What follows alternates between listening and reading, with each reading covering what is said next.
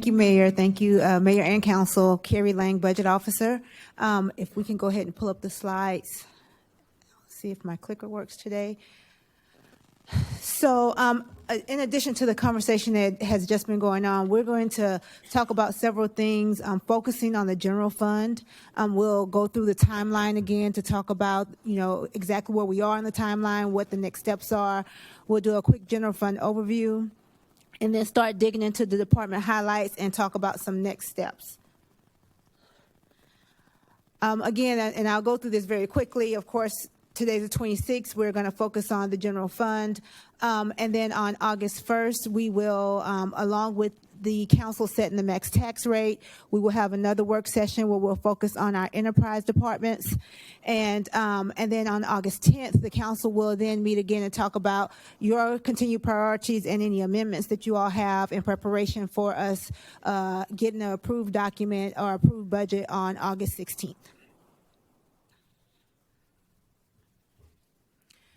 So just looking at the quick general fund overview, this is a $1.3 billion proposed general fund budget. This is just, again, showing the breakout of the different departments in the general fund. Public safety, again, is 62% of the total budget.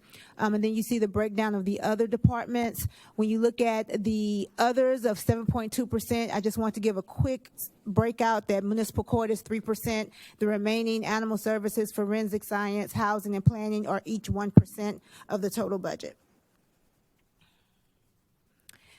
And so we want to begin the conversations. We're grouping them in different work functions. We're going to begin the conversations with community services. That will include animal services, library, parks and recreation, and we'll kind of go through each department. And as Ed mentioned, then take a pause. So if there are any questions regarding these departments, then you all can have some discussion about what those questions are. And we have the directors here prepared to have dialogue with you as needed. So when we look at the animal services budget, their total proposed requirements, $20.2 million, is increasing for fiscal year 24. We have 4 positions that are converting temporary positions to permanent positions that will work directly with the animals. That one position that is set there to improve data reporting capacity. As animal services has seen increased reporting requirements over recent years, this position will support that function and assist with technical assistance for their software. The animal behaviorist contract, that is to be a stopgap. As you all know, it's been some difficulty for the department to find permanent staff for the animal behaviorists. So this is a stopgap, one-time funding for that function. And then contracted funding for security officer for the animal shelter during their business hours, just to increase security in that space. When we look at their revenue, we want to just, as we're talking through the departments, we want to talk about the revenue related to each department. And so the total revenue for the Animal Services Office in particular is $2 million. The Travis County ILA is relatively flat for fiscal year 24. And then we're seeing some decreases in the animal adoption fee revenue, but that's related to the waiving of fees when the shelter is at full capacity. Moving forward with public health, as we're looking at their $122.9 million budget for fiscal year 24, we see that they have a 1.5% increase. We are showing an increase in their FTEs as well for the fiscal year, primarily due to the new Dove Springs Public Health Facility that is currently scheduled for completion in the summer of 2024. That's 7 new positions for that facility. And then when you see the $1.2 million increase to fully fund the Southbridge shelter operations, we will be having continued conversations. I know that there were questions last week about the homeless budget and the changes that are made year over year to that budget. We are prepared to come, or we're preparing to come to you all and have a further discussion about the homeless appropriation and spending in particular next week as well. As you all know, there's an interplay between grants and capital and operating funding for homelessness. And so we want to make sure that we are, as we're having this discussion, we are really looking at, the standardized methodology to show the spending year over year. And so next week we're prepared to have that. We'll be prepared to have that conversation with you. In addition to that conversation, as we're looking at public health, you'll see the increase in the youth employment. That was funded in fiscal year 23 as a one-time. We are changing that or switching that over to ongoing funding for the youth employment living wage. Within the support services area of public health, we are seeing an increase in 4 positions within their finance and contract management division, where they are looking to increase their dedicated personnel for their social service contracts, one employee or one staff for medical billing, and then one to address the increased financial workload that the department has seen. The position that you're seeing to streamline plan reviews, that is in their environmental health services division, and it's going to be dedicated to the development services department's team that is working on streamlining the city-owned CIP review. And then again, each department that has revenue will kind of highlight what their overall revenue projections are for fiscal year 24. It's $11.8 million for public health. They are anticipating a small reduction in the Travis County ILA, but food permit inspections are anticipated to increase for fiscal year 23, and the other major revenue from birth certificate fees will remain flat. Looking at the CIP spending for the Public Health Department, again, I mentioned that Dove Springs will be completed in the summer of 2024. It is a 2018 bond project. It will include WIC office, child care center, immunization clinics, and then the Public Health Capital Rehabilitation Program for our Capital Rehabilitation Fund is providing public health with $4 million of projects for HVAC and roofs. That's at several of their locations, including Rosewood, Zaragoza, Blackland, South Austin Neighborhood Center, and on the Betty Dunkerley campus. The domestic violence shelter will continue its work. The shelter was purchased in April of 2022, and we're beginning design with construction planned to begin in 2024. Anticipated completion of the domestic violence shelter is summer of 2025.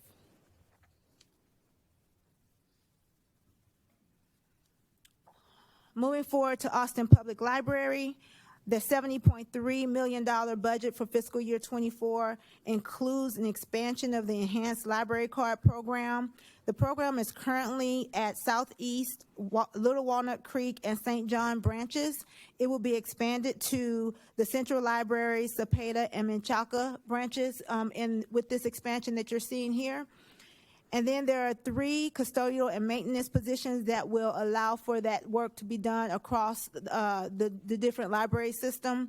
And then as well, there are some security costs or security investments that are being made where 2 positions are being used to increase safety, as well as a contract with Travis County to provide services at Central, Terrazas, and Little Walnut Creek over the next fiscal year. Again, the revenue for Austin Public Library is $657,000. The Passport program is the largest revenue and is seeing a slight decline in fiscal year 24, but the other revenue for the department is remaining relatively flat. As we think through the CIP, or we look at the CIP spending plan for the library, is continued work on the renovations to Falk Library and other branch libraries, and that is going to be a total program cost or project cost of $19.4 million. However, $6.9 million is anticipated in fiscal year 24. Again, with the Capital Rehabilitation Fund, there are several projects across the library that will look at renovations and improvements for those facilities, and then funding for furniture and fixtures and equipments across several libraries as well.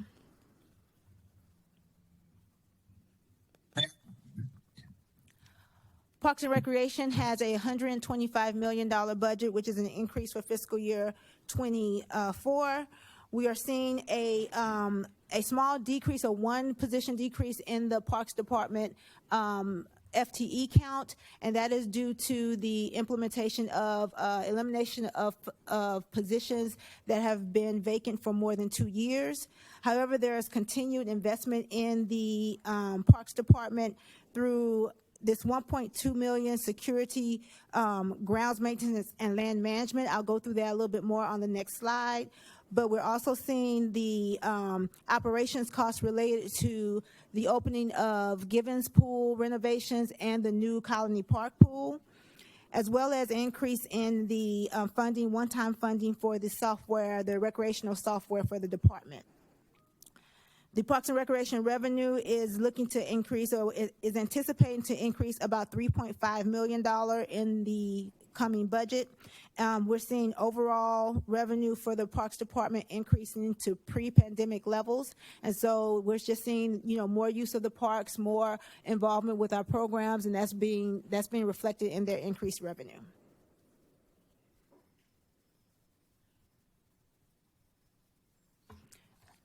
So going back to that $1.2 million investment that we're seeing, these are primarily for temporary staffing for the different areas to look at security improvement. In particular, it's $400,000. That includes temporary staffing and equipment. Grounds maintenance, again, temporary staffing to start working on the grounds maintenance needs for the department, as well as the $500,000 for temporary staffing, equipment, supplies, and restoration contractual services for the land management strategy. PART has a large CIP program, and this is just a portion of the items that are being invested through the CIP program for the department. Again, the aquatics, the pools that are being brought online, there's a $10.5 million spending plan to complete Colony Park and Givens. We are beginning work on phase 2 for the Mexican American Cultural Center, with that total 2018 bond project being $32.5 million. Again, Barton Springs bathhouse rehabilitation and several other capital rehabilitation projects across various recreational facilities, including the Millennial Youth Center.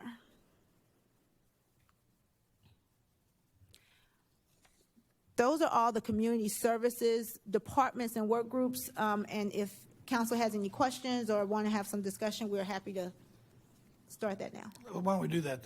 Not good presentation. Thank you. And Councilmember Vela, I think you had a question. Is that correct? I do. I have just a couple of quick ones. I just wanted to also say that the layout on that presentation and the summary showing the top line with increase and the increase in FTEs, and then the second page, capital projects, that's just a really great, simple, straightforward way to make the presentation. Props to staff for a very good job doing that. Quick question on the Parks Department. Do the revenues from the ACL Festival, are those reflected in the Parks Department budget? Parks Foundation. We have the director coming down to help us. Hello, Kimberly.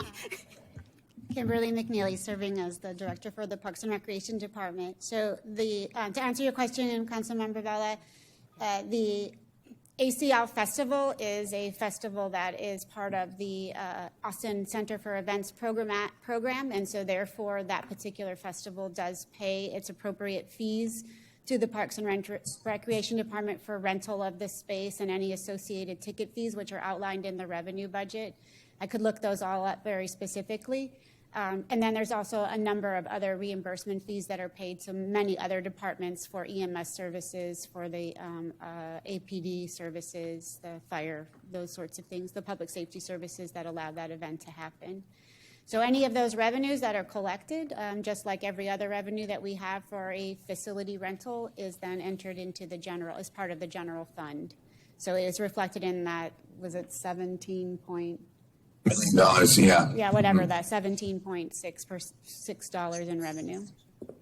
Okay, great. So then that was the fundamental question was, the revenue that we do see from the ACL festival is reflected in that $17 million figure that was just shown? Yes. Okay, even though, so ACE is the coordinating, I guess, department for lack of a better word, but ultimately Parks is a department that kind of receives the revenue. Is that correct? Yes, we receive revenue for the spaces that are rented specifically for the implementation of that particular festival. Okay, if we could get a detailed breakdown of that, that would be really helpful. Yes. Thank you. Mayor Pro Tem? I'm sorry, this question might also be for Director McNeely. I had been talking to Councilmember Allison Alter. I think our offices were talking about the land management and open space portion of this, and I know the city manager spoke to it at a previous meeting, but can you help me understand a little more about what positions are identified in that land management plan? Because I believe it has not come to council yet, right? It's still in the board and commission phase, or did a board or commission see it recently? The Parks Board was able to review that. They reviewed that. They received a briefing some time ago, and they voted actually a vote of approval to bring it forward to council in the future. But to answer your specific question, so the land management plan, the city manager's proposed budget, or our proposed budget, includes funding of about $500,000 for land management specific work, including temporary staffing, equipment, supplies, and restoration. And also, I can provide for you a 5-year plan of how we would build upon what we're doing this year, so that for future years, we would be able to build upon this year's work that would be inclusive of additional positions. That particular plan does outline a number of positions, and what we've done is we've been able to secure funding for this year and then build upon that for the next 5 years. Okay, and so can you tell me when that's coming to council for approval, or is it not yet determined? It will come probably sometime in September in order to accommodate everybody's schedules. Okay. I'm curious about that, and I understand that it takes some time to set up a new office or expand the positions that are already there, because we already have, I think, 1 FTE working in that space right now. Is that correct? So in our land management, we have 3 FTEs. We have somebody who is the program manager. We have an individual specifically dedicated to the things that are throughout the park system that have to do with individuals experiencing homelessness. And we have another coordinator that is dedicated specifically to land management. I see. Okay, we may have some more questions on that through the Q&A, because I think some of us would be interested in making sure we've got those FTEs allocated at the exact right point in time once the full plan is adopted, so that we can get that implemented and expanded. I know there's a lot of open space that PARD has been able to purchase, and we just need to make sure that as resource recovery and our emergency operations departments work through some of the issues that happen when there's freezes and storms and things of that nature, that we've got enough staff for PARD and other departments to be available to mitigate for what happens after all the tree branches start breaking. Sure. So if it's the will of the council, I'll provide the budget office the information associated with the 5-year plan. Okay. The 5-year staffing and budget plan, Oh, not the land management plan. Okay. I see. That would be great for us Yeah, to please be do able to that. evaluate. Thank you. Councilmember Fuentes, then Councilmember Ryan Alter, and then Councilmember Vela. Thank you.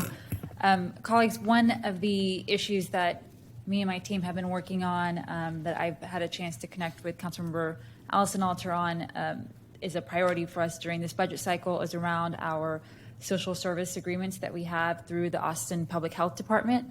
We know that childcare is a shared priority of this council, and what we are seeing is that through the social service agreements that we have in place, including one of them with the Ready Families Collaborative, that serves about 2,000 children in Austin. They have not had an adjustment for cost of living in the city since 2018. We know that inflation has gone up, demand has gone up, programmatic costs have gone up, and the workers and the individuals providing these services have a critical role with our children. And so we will be bringing forward a budget amendment that looks to provide a cost of living increase as part of those service provider contracts. So just wanted to daylight one of our budget priorities. Great. Thank you, Councilmember. Councilmember Ryan Alter. Thank you very much. I just have a first kind of global question to make sure I understand how I'm reading the document. In the 1,000-page budget that you sent, on the table that talks about for the capital budget, there's a column that tells this year's appropriation, and then later down there's a column about the spending plan. And those two numbers don't match up, but in this, the number for the capital budget is related to the spending plan, not the appropriation. I'm just trying to understand what that difference is. How come if we're doing the capital budget, we're not appropriating that amount? So when we appropriate dollars for the capital budget, we usually appropriate the full funds in 1 year so that we can make sure that even though these are multi-year, because these are multi-year projects, we appropriate the full funding up front to make sure that the projects don't have a lull in between approvals. And so we appropriate the full amount, and then you'll see the spending plan each year based on how much of that full appropriation we plan on spending for the next fiscal year. And so what council approves is the new appropriation. And so what we saw for fiscal year 24, we're seeing $1.8 billion in new appropriation, but spending is planned at $1.6 billion. It's maybe spending from previous year's appropriation or spending from the current appropriation. Makes sense. Thank you very much. I have an animal services question, if I could ask real quick.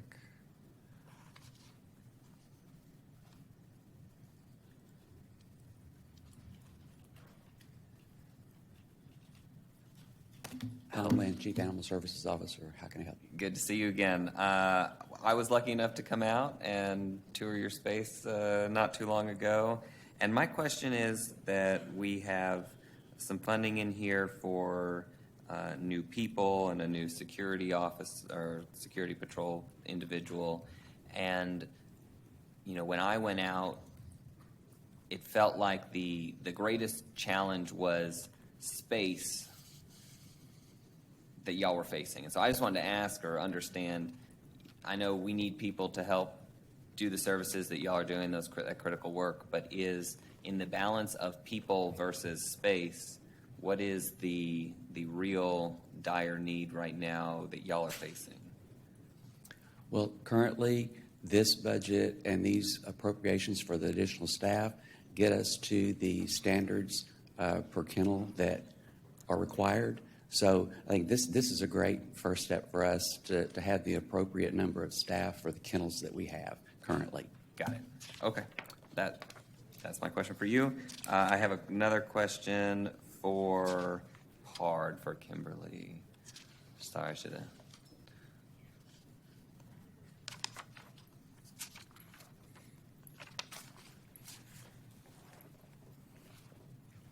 Wildfire mitigation, is that solely within PARD, or are y'all also working with the fire department? Where?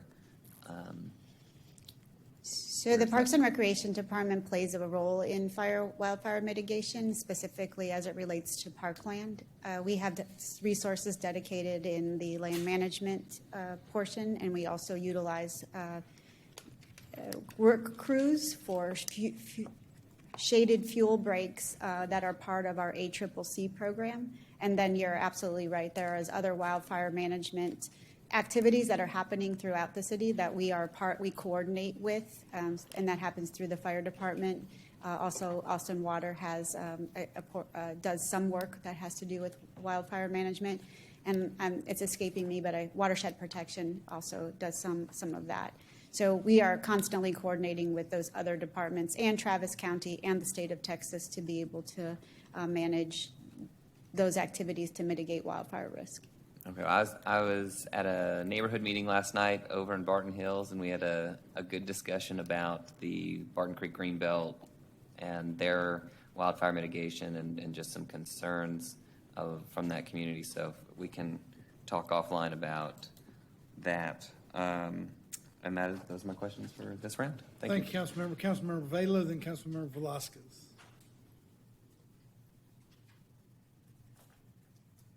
Yes, Director McNeely, this is for you too. I just wanted to touch base about There's a chair change. right there. Okay, great.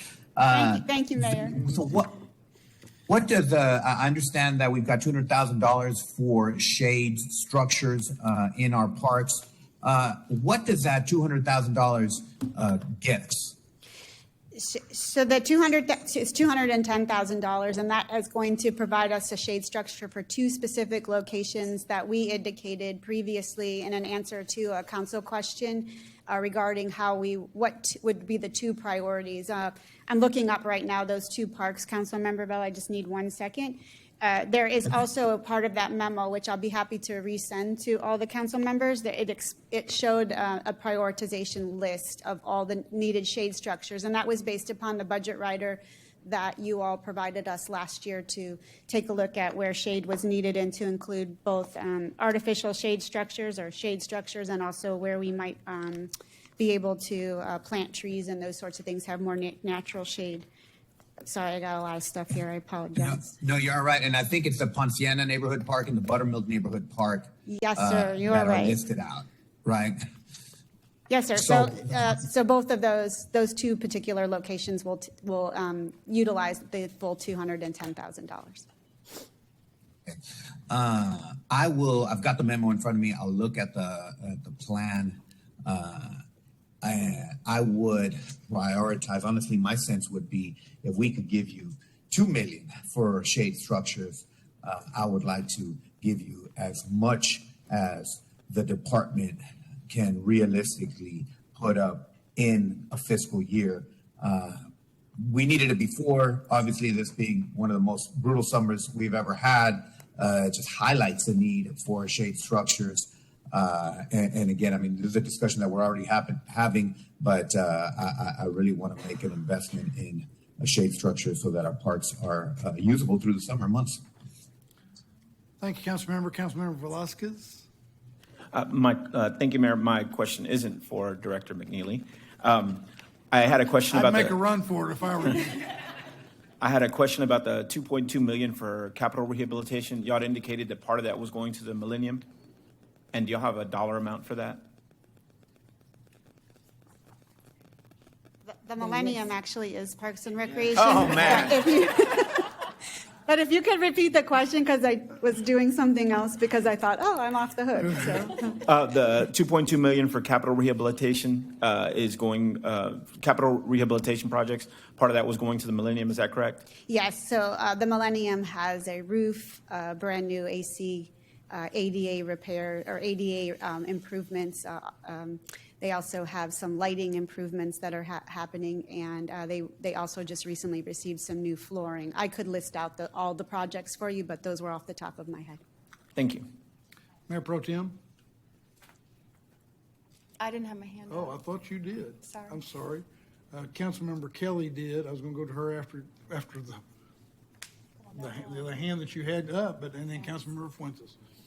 Okay, so it's my turn? Yes, it is. Thank you. I just wanted to double check. So, Councilmember Ryan Alter, I just wanted to highlight that I have concerns about space at the Animal Center as well.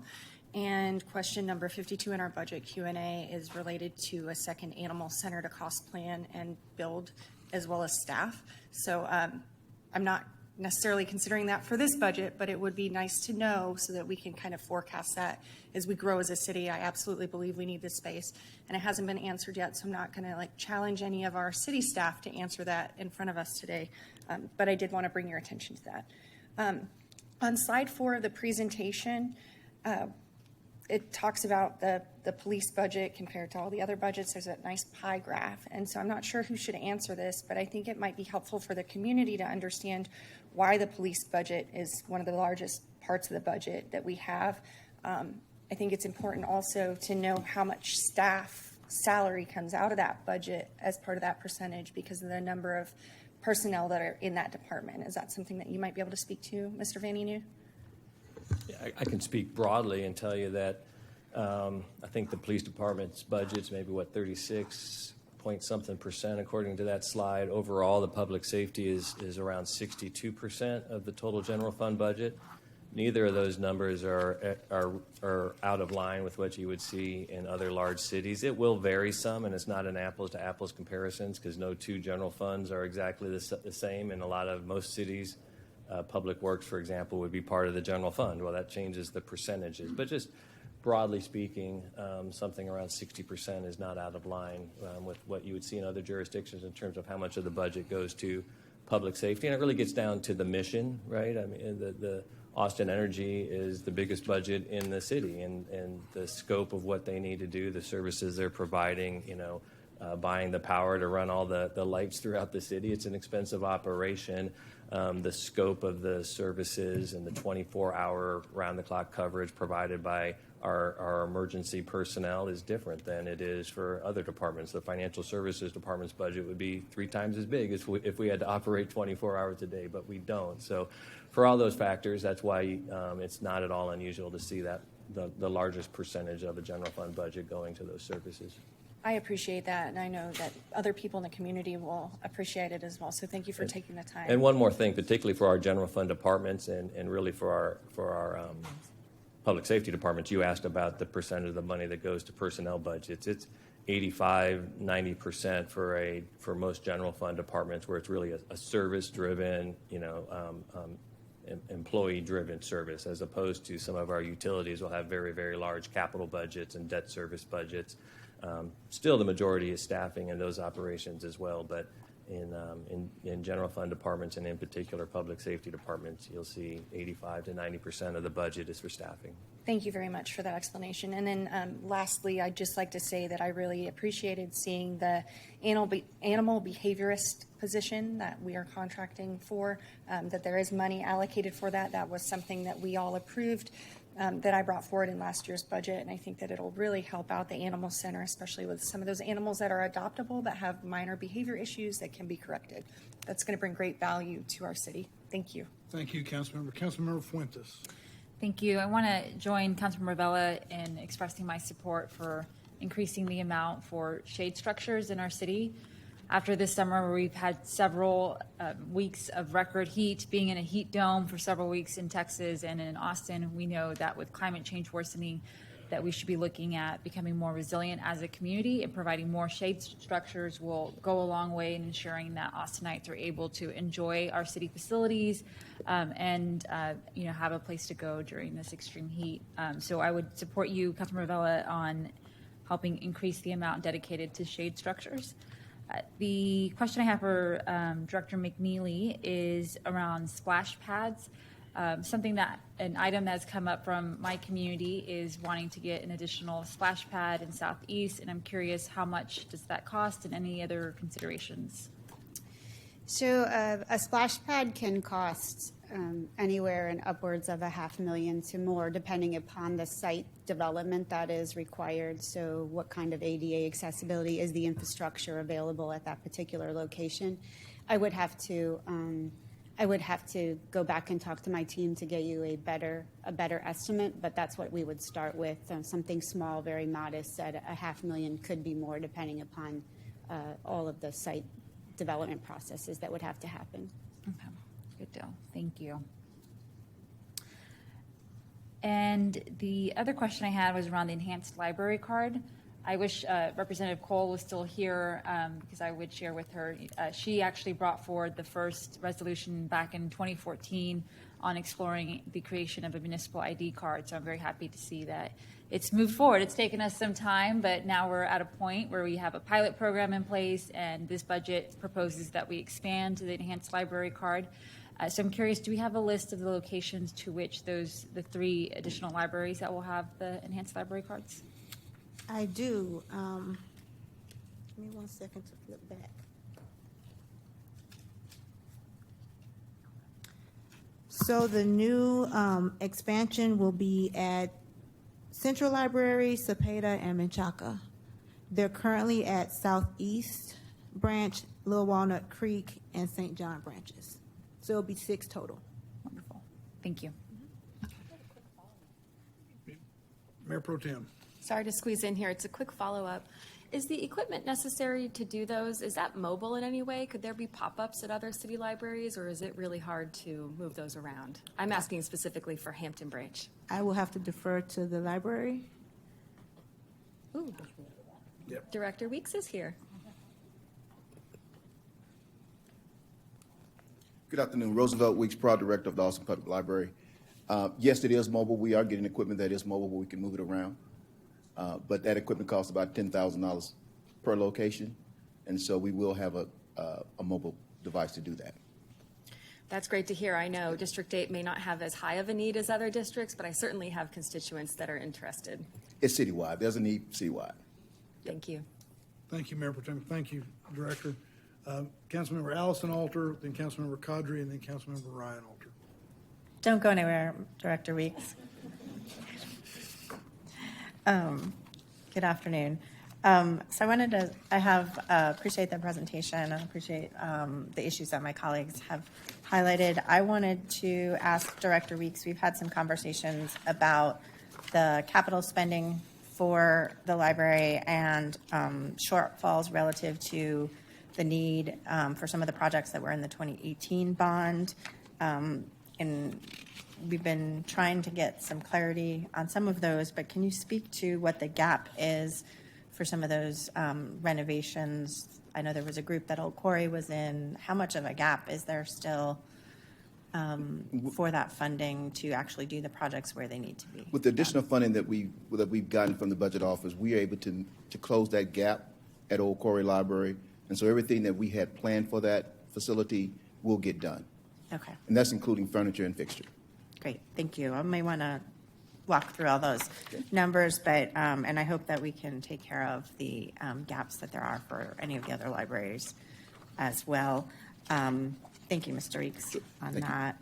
I wanted to echo on Austin Public Health, what Councilmember Fuentes mentioned about our interest in doing a cost of living increase for some of those childcare related contracts.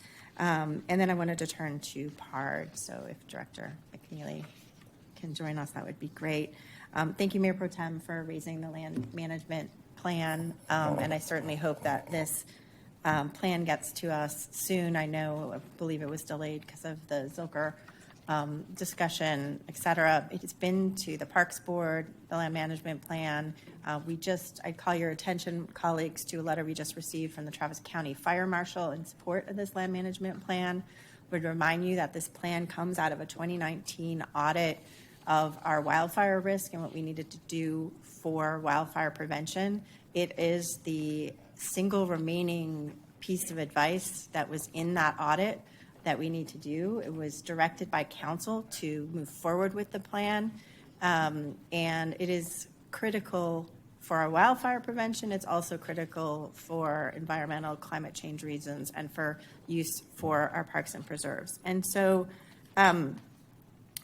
I just want to understand, in the money that's allocated, there are no FTEs in that are assigned. They're all temporary position in the budget, in the proposed budget. That is correct. Okay. In your experience, is it easier to hire if you have a full-time position than a temporary position to get the quality of person in those roles that you need to have to do the work and to be able to do it over time, especially in this kind of work environment?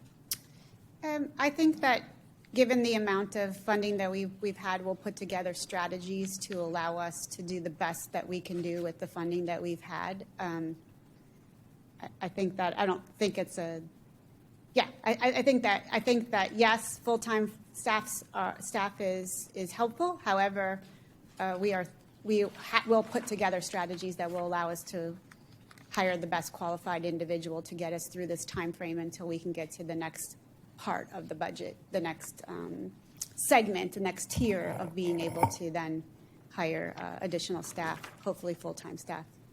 So I'm looking forward to seeing the plan, which I haven't seen in terms of the funding, but I will say that we have waited long enough. We are going on, I don't know how many days of 100-degree plus weather. We can no longer neglect taking care of these lands. It is a tinderbox waiting to happen.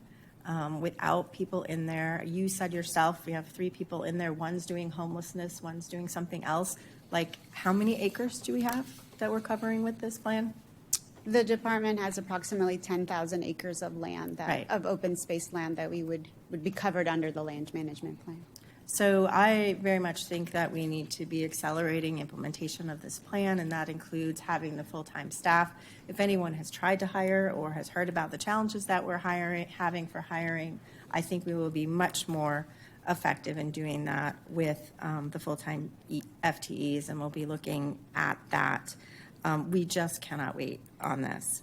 The other thing that I wanted to ask you about, Ms. McNeely, is the CIP spending from the last year. Can you tell me, do you know how many acres of parks and parkland, green belts, et cetera, we've added over the last year? I don't know that number off the top of my head. A lot. Not, that doesn't answer your Does question. something on the order of 500 acres sound about right? Yeah, I would have to ask my team to, they might be texting me as we speak if you'd like to go on to the next question, and I bet you they will let me know what the answer is. Okay, my next question is, how many new maintenance positions did you get this year? We received temporary funding for maintenance positions and vehicles that we would be able to, money to be able to purchase some vehicles, I beg your pardon, rent some vehicles to allow us to effectively be able to move through the system to supplement our maintenance. Okay, so when you have the answer for the land, I'd like to continue the conversation about maintenance. My sense is that there is a very large gap between the amount of land that has been taken in, which still needs to be mowed, still needs to be taken care of, and if we don't want tinderboxes, we have to address that, and that's not even to mention like mowing fields so people can play and other kinds of things that we have to be putting more resources into the maintenance. So I'd love to have that number, and we can see the discrepancy there in terms of what you're getting. We brought this up before last year with the capital for PARD not being, the O&M expenses that go with the capital for PARD not being taken care of, and I appreciate that positions were added or opportunities were added for Givens and Colony Park and the MAC, but we have land that gets brought into our system, and we have absolutely no allocations that are taking place for how we're servicing that land, and we have large amounts of it. We cannot address issues like green belts that are wildfire risk without taking care of these places. So we have 25 new properties that were purchased via using parkland dedication funds, and that totaled about 438 acres of land. We did purchase some land using bond funds. I don't have that number here, but you suggested a acreage of 500. That's probably very close, Councilmember. Yeah. So, City Manager, I would just suggest that we're bringing in 500 acres and we're not providing the resources equivalent that we need to take care of them, and then we're being asked to kind of wait on implementation or to slow roll the start of the implementation of the land management plan, and I don't think that's addressing the needs that we have in our system and investing in the future, both for our park users, but also for climate change and wildfire resilience. So I think we need to be thinking about this. One of my colleagues pointed out, let's take a look at the FTEs and what's been added. And, every other department has on this sheet got an increase. PARD did not, and yet we took in 500 acres of land. So something is off here, and I think we need to be putting more resources to take care of these. So what I might suggest for consideration is that when we do get full-time positions, it does take a certain amount of time. They're funded at 3/4 of the amount, right? And then it takes a certain amount of time for us to be able to hire those individuals. And so from a standpoint from where I'm standing, the reason why temporary funding is also acceptable in this year as we gear up for the future years is because it would take us some time to be able to hire those full-time employees through our processes. And so I hear you loud and clear, Councilmember. I just want to make sure I give you some assurances that this is very important to us and that we will do the best that we can and be as strategic as possible with our temporary funding. There's still opportunities, though, to say that that's not enough funding. You could be contracting out certain pieces of this. I mean, we're just falling behind in what we need to go. And I understand that that is the line that you need to tell us, but we have to make choices about the investments that we're making in our park system and in the future for climate change. Councilmember Kadri. I have more comments than questions, but I want to go off of what Councilmembers Vela and Fuentes had mentioned about the shade structures. I was looking; it's been in the triple digits for God knows how long. I think in a day or two, it's going to be a very cold 99 degrees. So thank God.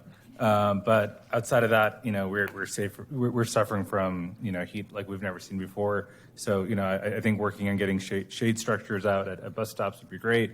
I had an opportunity to travel a bit during a few weeks back, and I saw in certain cities where they had shade structures at bus stops, but also had mist that was like almost continuous for.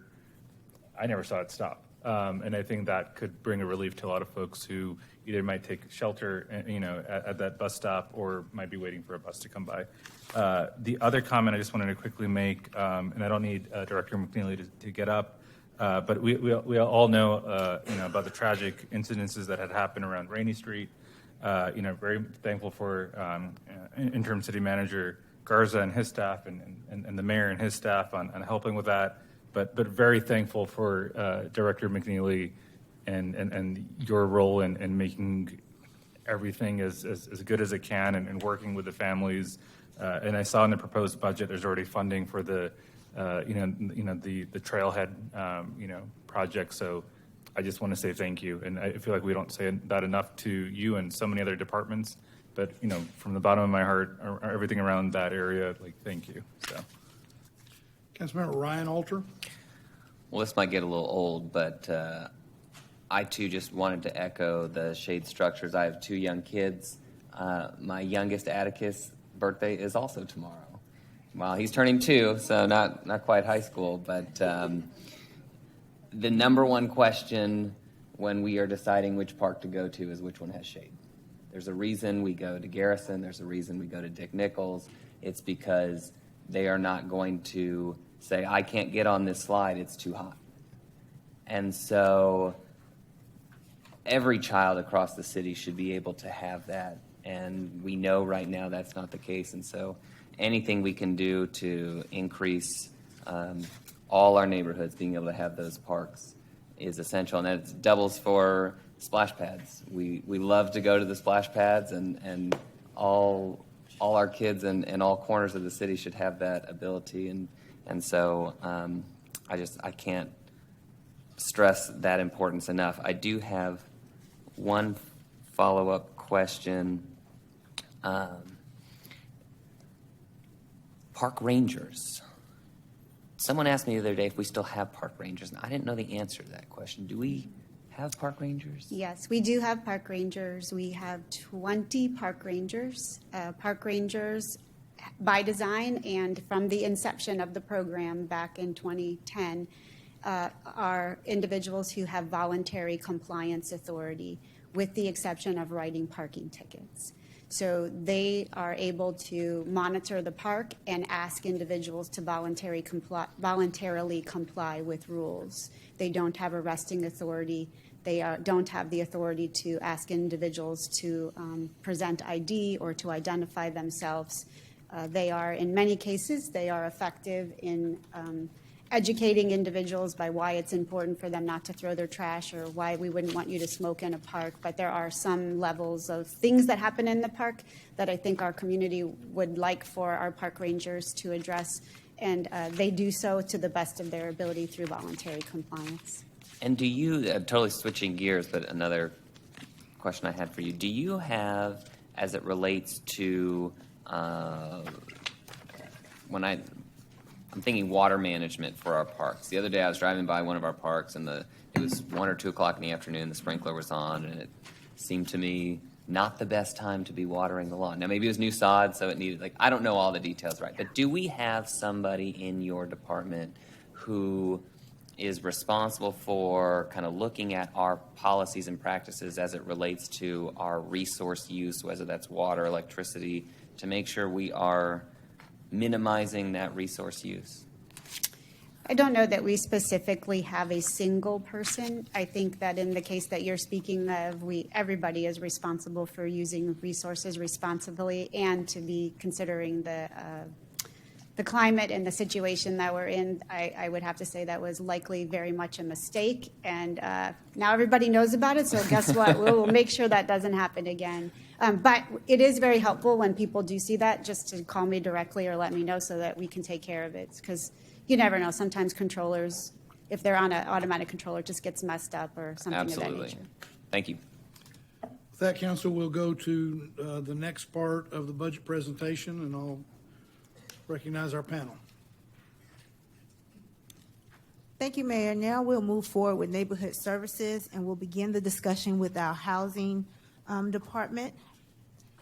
And this slide reflects a decrease in the housing department's proposed budget with the splitting of housing and the planning department. And so you'll see 58 positions are moving into the reestablished planning department. However, there are 3 new positions that are being added to housing to reflect the needs and to make sure they have the baseline support that they need as a newly separated department. We want to kind of talk a little bit more. There was some questions about anti-displacement investments and what we're seeing in the budget for fiscal year 24. And so the housing department has 2 primary funding sources to address anti-displacement. Project Connect funding includes, funding for the acquisition, $11 million for the acquisition of land and preservation of land for future affordable housing efforts along the Project Connect lines, and then $5.5 million for programs and strategies that need to stabilize and maintain existing residents along those lines. $2 million to develop a long-term affordable renting and ownership housing program related to Project Connect. Within the Housing Trust Fund, there is the $800,000, about $750,000 for emergency tenant relocation, and that is part of the Housing Trust Fund and Operating and Capital Housing Trust Fund. And then we have here the Displacement Prevention Navigator. That is not new investment, that's ongoing funding. It's a pilot program that will continue funding or will continue going on through fiscal year 24. When we look at our CIP spending for the housing department, the spending plan includes $87.2 million to cover the rental housing development assistance, ownership housing development assistance, and rental housing development assistant continuum of care. These 2 photos here show a couple of those projects. One is the Live Make apartments in the Go Valley neighborhood that has 62 units under 60% MFI. And then the City Heights in Dove Springs has 179 units under 80% MFI and 128 units under 60% MFI. And both of those are part of both the 2018 and the 2022 public improvement bond programs. Moving on to planning, as a newly reestablished department, they are receiving about 58 positions to restore that department, as well as new positions for the Sustainability and Resilience Office, and then some support positions for current and long-term planning in that department. The $1.6 million in revenue that you see here reflects the revenue that was separated in the housing. Is just moving into the planning department as a new department. And that revenue is estimated to remain pretty flat for fiscal year 24. Looking at CIP spending for the planning department, that 25-year update to the Great Streets Plan that's focused on the downtown Austin area streetscapes. And this is to begin that update process. So the department will start that planning in fiscal year 24. The $1.1 million for the Northeast Austin District, it anticipates fully expending that project cost in fiscal year 24. And it is for the long-term plans for investments, regulations, and public-private partnerships in that Northeast Austin district.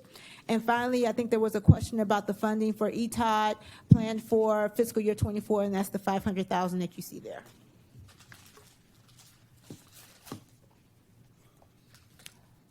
So now we're open up for discussions on our neighborhood services. Council members, Councilmember Fuentes. Thank you. I appreciate the spotlight on our efforts regarding anti-displacement. One thing that I noticed that was in the highlights sheet in the budget was $600,000 in one-time funding to mitigate displacement of small businesses. And I'm wondering if someone can speak to, or is that, I guess that would be in a different department update, perhaps, since it's small business. Where did you see that? This is on, well, I have it's the significant new investment section of the budget. I think it's like page 40, 41, 42, 43. Give me a second. Let us get there.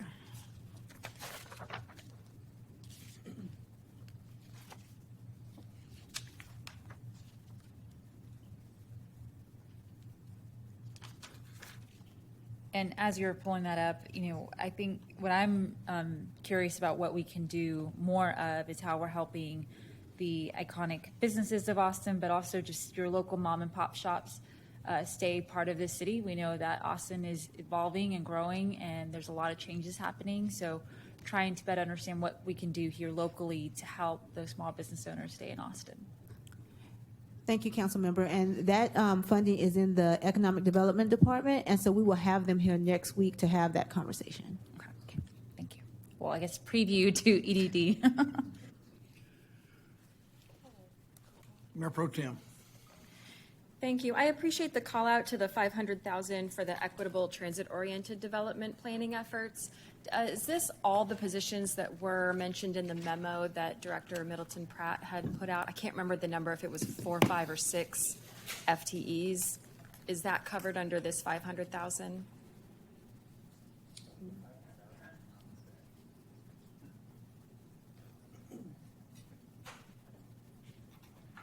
She's coming up. Good afternoon, Mayor and Council. Lauren Middleton Pratt, Planning Director. So the $500,000 is just CIP. That does not cover any new FTE positions. Okay. Are there FTEs that are added within the other parts of this budget, No, to your ma'am. knowledge? No, ma'am. Okay. So maybe I'll put in a Q&A about how that works with no FTEs but CIP money. Okay. We do have staff in that division. We're just not getting new FTEs for that effort. Okay. That makes more sense. Do you know how many staff are currently in those 30. positions right now? And they're all filled right now? Yes, ma'am. Great. Okay, thank you. You're welcome. Thank you. Thank you, Mayor Pro Tem. Councilmember Ryan Alter, and then Councilmember Vela, and then Councilmember Harper Madison. I have a question for our housing staff. Actually, I have two questions, but.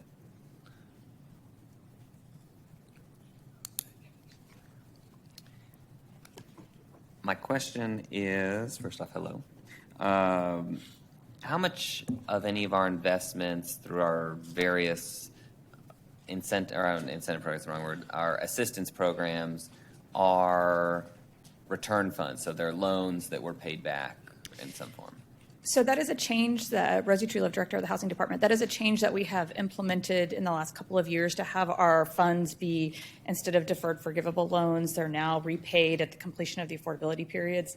So those funds have not started recycling back. We do have a couple of instances, and I'd have to get you specific projects or dollar amounts where we have been in a position where the bond loans have been paid back, but we don't see that coming in until many years. Got it. Down the path. Well, I was really excited to see that $5 million in the new revolving loan fund. I think is a really great idea that I know the mayor has pushed for, that allows us to recycle those funds and continue to make new investments with the same dollar Correct. multiplied. So that's going to be. And that will be in partnership with the Austin Community Fund.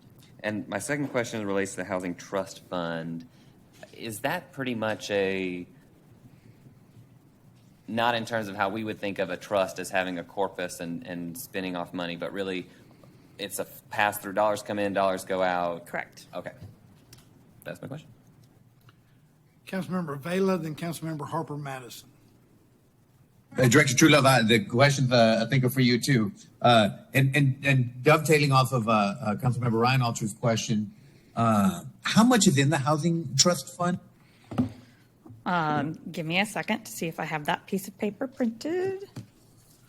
And And Mandy may if not, have you it. can answer in just a second, but I was just, along with that, and I believe these funds are under, and again, I don't need an answer, but I think my sense of the dais is that we want to continue with rental assistance. I know there's a discussion of, do we need to go ahead and just kind of, put a portion of rental assistance into the budget, year after year, regardless of, the source of federal funds, but with that, I think just an accounting may be the wrong word, but just a presentation about where, are those funds? Because I know we have different sources, and I know, for example, like the I Belong in Austin program has continued to operate. So if we could get a breakdown of exactly where we are with those monies, how much is left, how much is carried over, those kinds of things like that, I think then we could make better and sharper decisions as we're engaged in this budget process. Absolutely. We will include that as part of Q&A. We have a large number of the dollars that are part of the Housing Trust Fund come in through our density bonus programs, and they have restrictions on them for what we can use them for. Some of them are geographic, some of them are program related, and we'll be happy to provide some more information about that rather than go through a large number of data points from the podium. Councilmember Harper. Whenever you get it, just the total number in the Housing Trust Fund, whether here or on the budget Q&A is fine. Thank you. Yeah, we'll do. Thank you, Councilmember Vela. Councilmember Harper Madison. Thank you, Mayor, for the recognition. But again, like I've said before, I shouldn't let these brilliant people go before me because then they ask all my questions. I will ask the planning director. Well, first of all, I'll start with saying thank you for your collaboration with how we're approaching the Northeast Austin planning effort. I'm really excited to see that that's being highlighted in your department's budget. My question is, though, the $3 million that committed to comprehensive planning updates, can you expand on that allocation, please? Yes, so we are looking forward to doing extensive community engagement, hire on a consultant to help us look at our existing zones, existing plans that we have in the document today, and help us to expand and work with the community to update our current Imagine Austin plan. I really appreciate that response, and I don't know if you're still counting down the days, how long you've been here. What day number are we I at? shouldn't have. I'm sorry. Well, I will say, this Northeast Austin planning effort is specifically directed at, just reconciling for historic disinvestment. And I hope that we continue to make it a priority. I really appreciate the efforts that you've put forward in your however many days it's been, and just recognize that there are some things that I'm not hearing us talk about that cause me pause. And so I appreciate my colleagues' questions about exactly what we're talking about when we talk about historic disinvestment and displacement dollars. And I wish that we were having more conversations about assets in the community that are city-held assets that we're not putting any dollars towards, that are absolutely planning, housing, land development issues. So what I'll do is I'll spare you, the right now, but my staff will definitely be in touch. The other question that I would have is, so when we talk about how we do the allocation of funding around ETOD. So thank you, Mayor Pro Tem, for bringing that up. The allocation of ETOD dollars. If we could just get a little more for the community. I mean, even us not calling it ETOD, equity, transit-oriented development is what we're talking about. And if we could just get a little more information about how those dollars will be allocated. Do we have? We don't have our ETOD team here, but what I can do is follow up and get you a breakdown of how we will be spending that fund. Thank you. I appreciate it. And I think my colleagues would also appreciate it. So if that's something that can be shared with the entire body. And just for, as a point of clarification, with the $3 million that staff has requested for the comprehensive plan update, that is exclusive of the $1 million plus for the Northeast District effort. So when you say exclusive of, It's not, the $1 million is not a part of the $3 million that we're putting forward for the comprehensive plan update. the 3.1 million for CIP spending, and then we have the 1.1 million for the Northeast Austin That's District separate. Plan, and then 500,000 for the equitable transit-oriented development planning efforts. Yes, ma'am. Those are all completely separate from Yes, one ma'am. another. It's not a combination of efforts. Yes, ma'am. Thank you very much. I appreciate that clarification. You're welcome. Thank you, Councilmember Harper Madison. I think that takes us to the next broad topic. Hello, Eric Nelson, Division Chief with FSD Budget and Performance. Just wanted to address Councilmember Vela's question about the Housing Trust Fund. It has $7.5 million in planned spending in FY24, and net of that, it has an estimated ending balance of $12.9 million.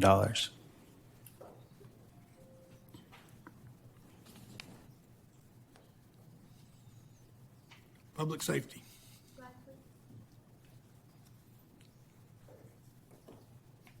I don't think your microphone's on. Thank you. Happy to help. So we'll start with the Emergency Medical Services Department. In fiscal year 24, we're proposing a $124.3 million budget. That includes incorporating the Office of the Chief Medical Officer, which is 19 positions transferring into the EMS department at $4.1 million. Goodnight Ranch, the fire EMS station, is scheduled to open in fiscal year 24, which will show an increase of 12 new sworn positions for the EMS department. And then you'll see the annualized cost for the fiscal year 23 EMS labor agreement. As we annualize those costs for fiscal year 24, that's $2.9 million. And the department is also receiving 3 civilian positions to work on their work within their recruiting division to help improve sworn recruitment. And then finally, 3 sworn positions that will, a pilot program was approved by council for fiscal year 23. That is going to be an ongoing program at the airport. Those 3 new positions are $0 to the general fund, as the airport will cover the cost for those positions. And then, as you can see, the revenue for the EMS department is $47 million. As you all know, the bulk of that, or more than half of that, is transport fees, and Travis County ILA is a good portion of that revenue as well. We do see an overall increase in transport in the transport fees for EMS for fiscal year 24 in our projections as well. When we look at the CIP spending plan, it is to cover continued major renovations across multiple EMS or joint fire EMS stations. That $20.9 million are ongoing projects that were part of the 2018 bond and include EMS stations 1, 5, 10, 13, and 7. In fiscal year 23, the council approved the whole blood program, and this is this $1.4 million includes funding for the equipment for that, as well as equipment for the simulation program that the department has. The department is also getting one-time budget stabilization fund dollars for replacement of their Zoll monitors, and then some deferred maintenance dollars for their existing stations. As we look at the fire department, they are increasing their budget about 2.7% at $235.7 million. Again, the Goodnight Ranch Fire EMS station, that includes 16 new positions for the fire department. There is an addition of $2 million in overtime that is being added to their fiscal year 24 budget to address increased overtime costs to assist with the long-term backfill that they are dealing with. And then $328,000 for AED replacements. When you look at the revenue for the fire departments, it's at $14 million. It's looking at about a 3.95% increase compared to this fiscal year. CIP planning shows beginning of the construction for the Canyon Creek, the fifth and final fire EMS station that will be built per council ordinance, and then $6.5 million for continued structural work and repairs at the EMS station, fire station 22, and then electrical repairs at the fire station number 1 at $5.2 million.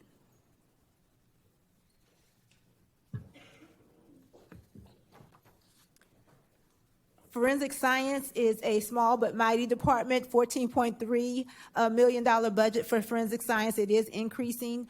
$316,000 is being budgeted in that department as new investments to automate their fingerprint ID system.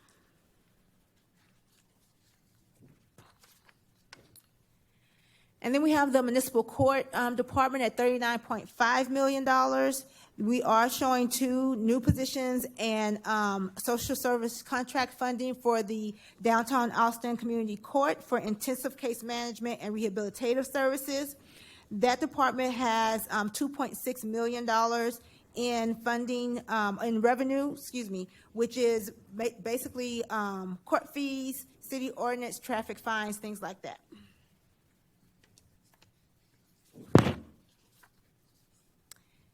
And then we have the police department at $476.5 million, a 7.1% increase for the police department. 11 new positions, as has been talked about a little bit earlier today, to implement a portion of the Crow report recommendations. New positions that are being added for support services and building services and PIO functions back into the department. $2.6 million for cadet recruitment incentives. Those are the funds that council approved in the APD pay package earlier this year. And then full funding for the sworn wages that were implemented in fiscal year 23. The revenue for the police budget is $1.4 million for fiscal year 24. This is just breaking down. Last week in our conversations, there was a request for more information on what the 11 civilian positions would be doing in response to the Crow report recommendations. And 7 of those positions will be in the training academy looking at curriculum development. There's a program manager to manage the field training program. And then 4 positions will be data and information technology units for research and planning and open data reporting. Then there is a portion, $128,000, that will be a contract for outside experts to come in and teach specific cadet classes. And then finally, there was Councilmember Alter had some questions about the Victim of Crime Act grant funding, this program has been it concludes, in 2023 in its current state. It is, the city is developing a new 3-year project. There are currently 10 victim services counselor or positions in that program. The new project will request 5 positions, 2 counselors, 3 victim navigators. The police department is available to fund 3 of the 5 remaining positions that are currently in the program. And the city is actually waiting to receive notice, so we won't receive notice of the ongoing funding for that program or the acceptance of fundings for that program until September.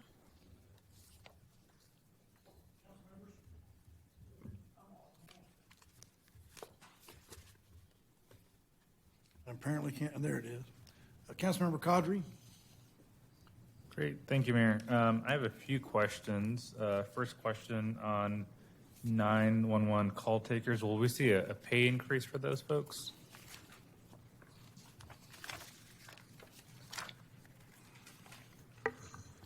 It's not a budgetary matter, but our Human Resources Department is working on a classification series for those call taker positions that would result in pay increases. Okay, great.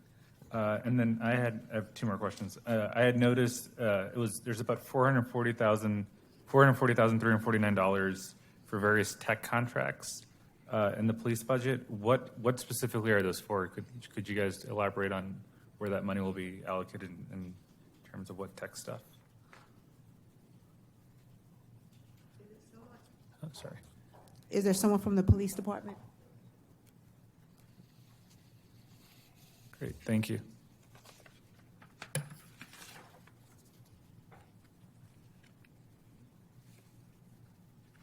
Good afternoon. I'm Michelle Schmidt, the Assistant Director for the Austin Police Department.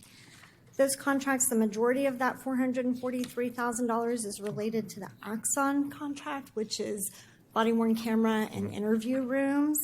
And a small portion of that is also, sorry, I'm looking for my notes. I think it's related to digital forensic storage, imaging storage, data storage. Got it. Great. Thank you. And then my last, is there anything else it's used for? Those are the main two things, the body cameras and the forensic storage, digital forensic storage. And interview rooms. Oh, and the interview room. Yes, sir. Thank you. I believe that's all of that, $400,000, Got it. yes. Got it. Thank you. And then my last question, and maybe you could answer it or if anyone else can.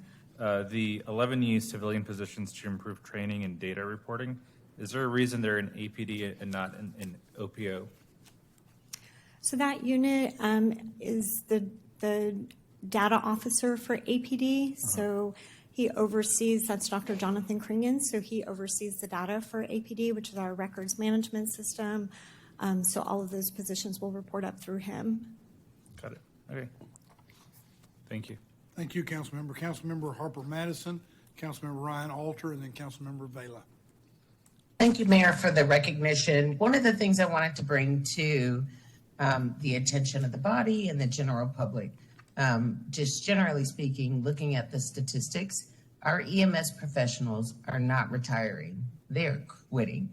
And I'd like to know whether or not there's some opportunity for us to do some specific analysis around why they're not retiring.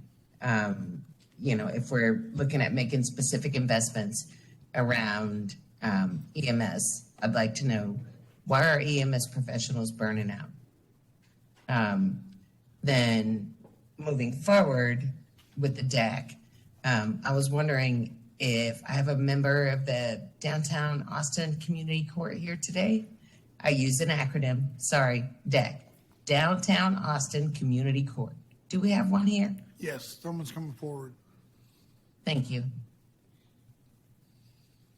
Hi, good afternoon. Robert King, I'm the court administrator for the Downtown Austin Community Court. Hi, Mr. King. Thank you for answering my questions today. I'd like for you to be able to discuss the impact for the two new positions and additional service, social service funding included in this budget. What would it actually do? And whether or not, I'd like very much for you to be able to speak candidly to whether or not it's sufficient for the citywide expansion that we just recently passed. Sure. So the two new FTEs for the clinical case managers will, of course, provide two new staff members that can carry a caseload, generally 15 to 16 individuals at any given time.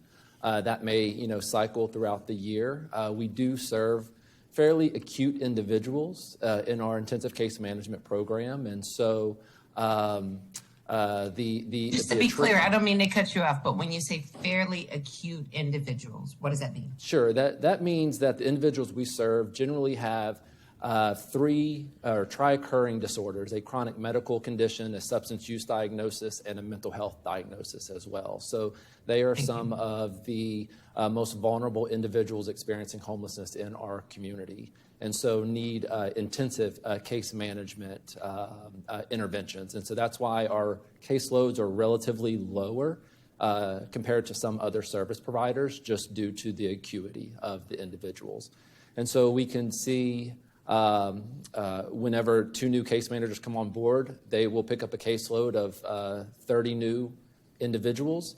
We may have 5 to 10 clients cycle off of a caseload throughout a year where we're able to pick up 5 or 10 more.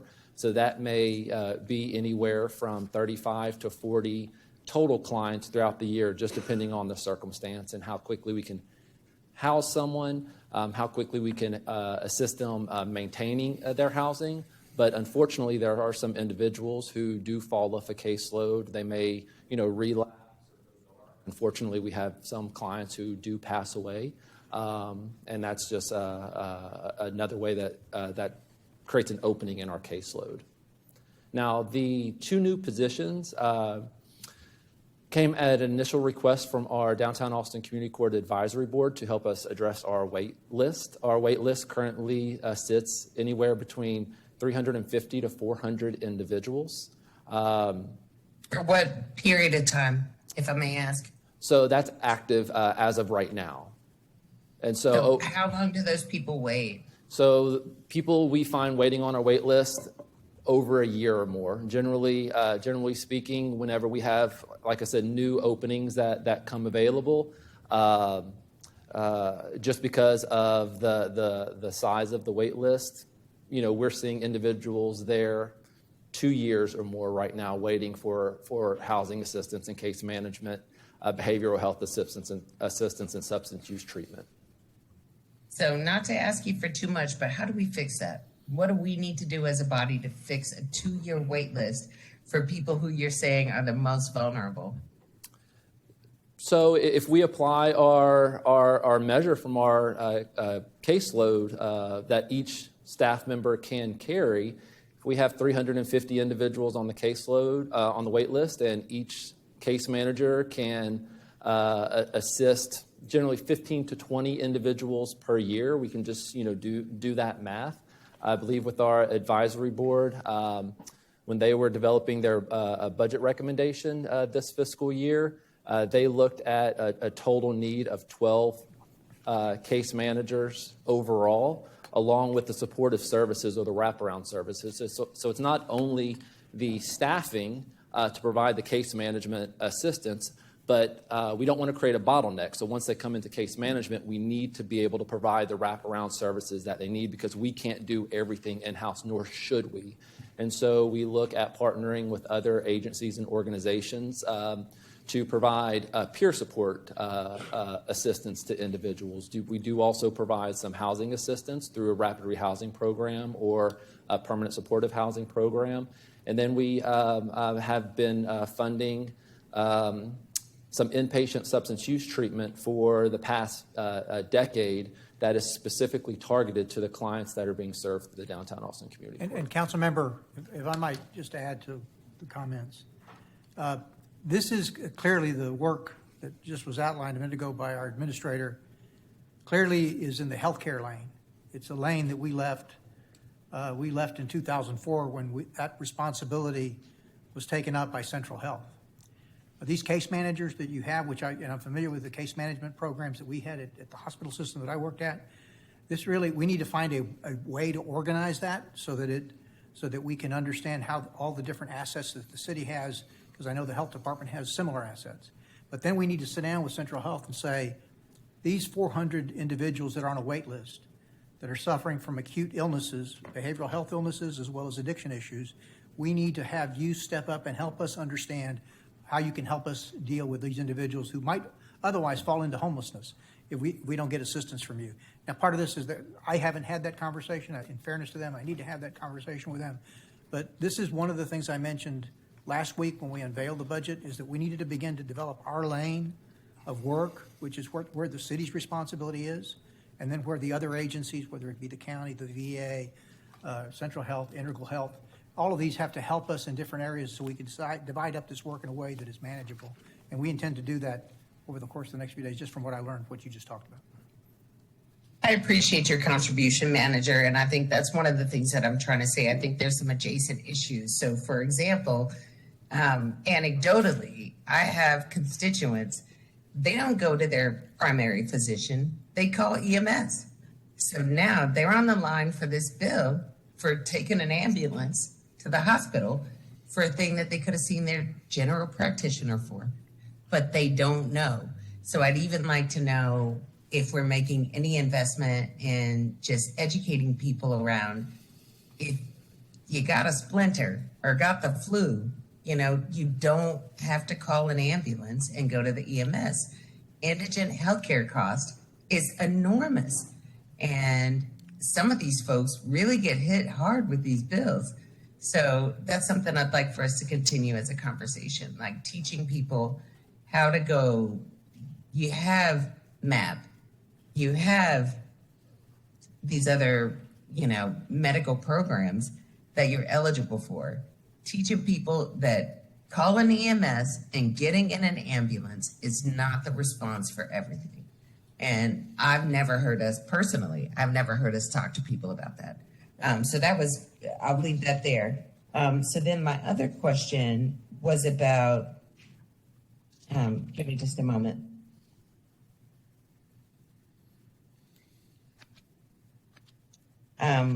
When we talked about police, specifically the Crow report recommendations, the new investments, it says $128,000 for outside experts to teach cadets specific courses.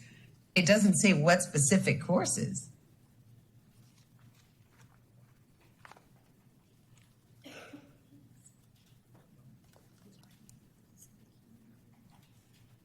Hi, good afternoon, Mayor and Council. We can follow up with a CBQ on that one, but from initial standpoint, I can speak to history of policing, history of racism in Austin, Texas, and so we wanted to have content experts that could come in and directly speak to those types of topics and make sure that the content that's being delivered is coming from those that professionally practice in that field.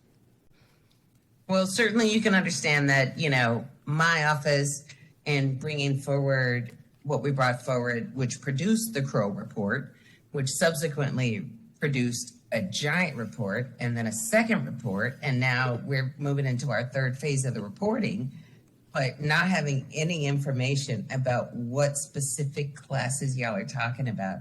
And then us recognizing that there's been so much pushback from folks at the Cadet Academy to teach what it is that the Crow report specifically outlined as essential items. I think if we don't have good data, then what are we working with? This is just, I really respect the work that you do. I respect the fact that you are a high-level Black female in policing. That means something to me personally and professionally. But I also recognize that, I'm not trying to take you to task, but I am saying if we don't know what specific classes we're talking about, do we need them? We don't need them? I don't know what to vote on right here. So just wanted to make sure to express my concern there. Yes, ma'am. Thank you. Councilmember Ryan Alter and then Councilmember Vela. Thank you very much. Also, question for police as it relates to the building services line. And in that line, it's 8 individuals plus supporting budget for just south of $2 million. And I'm assuming each of these individuals is not pay and benefits $250,000. So what, can you break that out for me in terms of what is the actual kind of salary side versus what is the support and what is? We can break it out for you. It's also contracts. These are folks that are doing maintenance work at police facilities, substations, and it does include contractual work in addition to the staffing. But we can break that out for you as a council budget question. Perfect. Thank you very much. And then the only other question, or really more than anything, a comment related to potentially exploring electric police vehicles, whether that's squad cars or some of the vehicles that y'all use that aren't necessarily out 24/7, and perhaps a pilot program I will be exploring to try out a couple electric police vehicles and see if that's something that we can move forward in the future for our police department to increase their sustainability. Thank you, Councilmember. Councilmember Vela, then Councilmember Allison Alter. Thank you, Mayor. There's an item for an open data staffer in the police budget.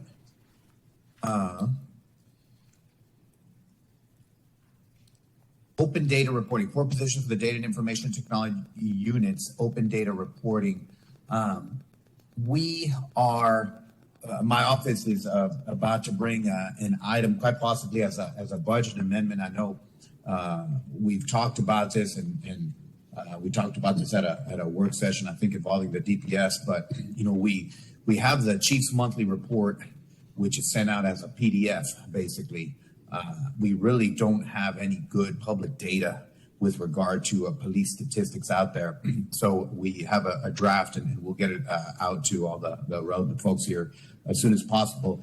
But we want to direct the city manager to create a open data portal with, at a minimum, these numbers over time, so that we can have a data system similar to Seattle, similar to, I believe, San Antonio also has an excellent. So thinking about the budget that would be required for that direction to the city manager, is that what that open data person is supposed to be doing?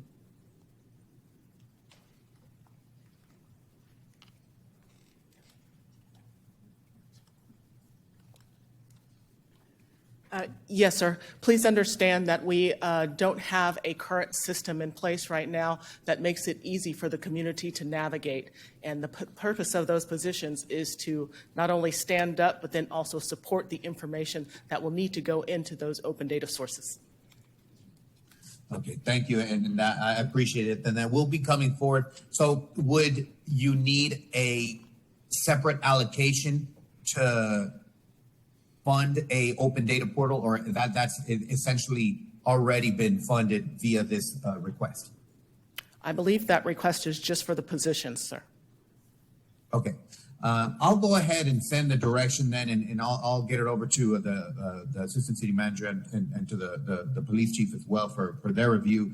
But if there are any additional costs to fulfilling the guidance that we will be offering, just let us know, and we'll see what we can do to get those monies in there. Then, with regard to the police budget as well, and I know there's been some breakdown of the different amounts, like obviously the 11 funded positions, the open data positions, those kinds of things like that. The $22 million increase in the budget, if we could get, I guess, just a better idea. I know you mentioned $7 million was for retirement, to make sure that the retirement fund is where it needs to be. Out of that is for the 4% raise that we decided on back in March. Obviously, we're adding positions to the cadet. That needs to be funded. So, in other words, a breakdown of those $22 million and by kind of category, just so that we understand exactly what we're doing when we increase the police budget. Obviously, it's a very kind of sensitive thing, and especially with in the context of the state law limiting our ability to pull those expenses back. I do understand that we've held the police budget steady for a number of years. And I mean, just the reality of a growing city and its growing needs, we're going to have to boost it up to meet certain minimum criteria. But for the comfort of I think the council and the community at large, if we could understand better that a $22 million breakdown, that would be great. Absolutely. Yes, sir. Thank you, Councilmember. Councilmember Allison Alter. Thank you, Mayor. I had a couple questions on 911 and then wanted to flag some things that I'm thinking about for amendment.